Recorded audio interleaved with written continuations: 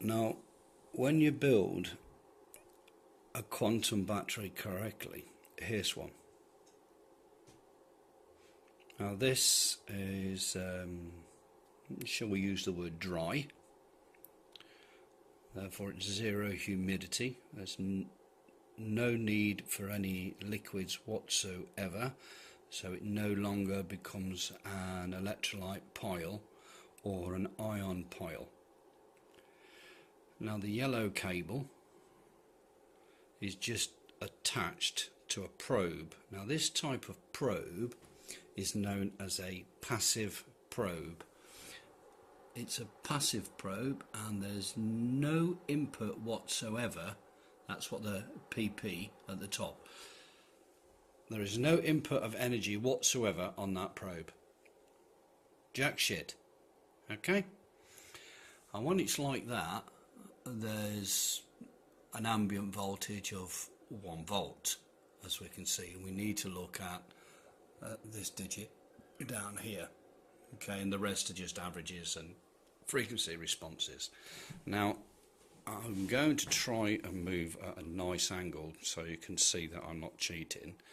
And if I touch the base, which is the south side of the magnet, like so, like so, I've got 7.5 volts, okay, which you can see quite clearly. So when I make the battery itself, I can get over 20 volts. It says 19.6 there, and I'm just shorting across, but if I now hold the battery top and bottom, which is north and south, and I do this correctly, so you see from there, and see that height of the waveform. If I take my finger off it and off it, there's nothing. If I touch the top, I've got a huge voltage. I touch the bottom, there's a composite,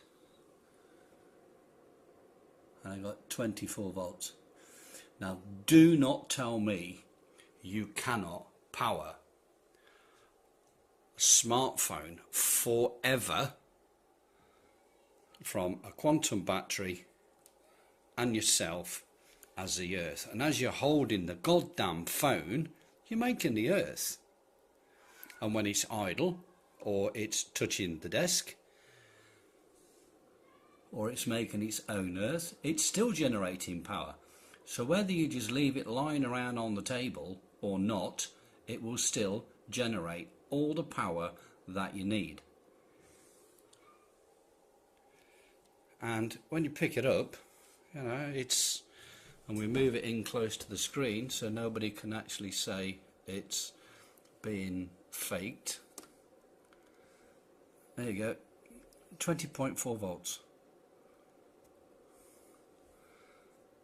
Like that, 25.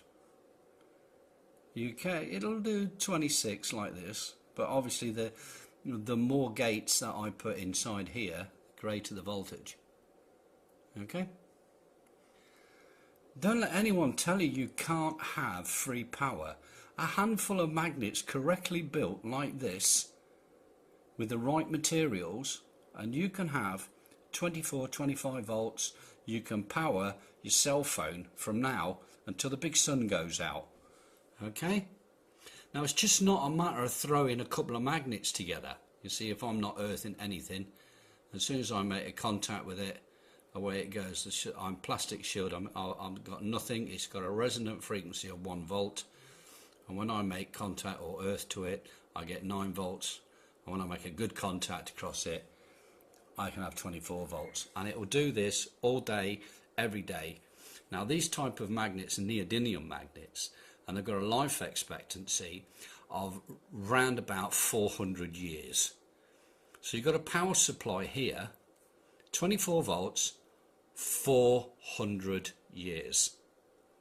And you're still paying for electricity. Who is fucking who on this planet?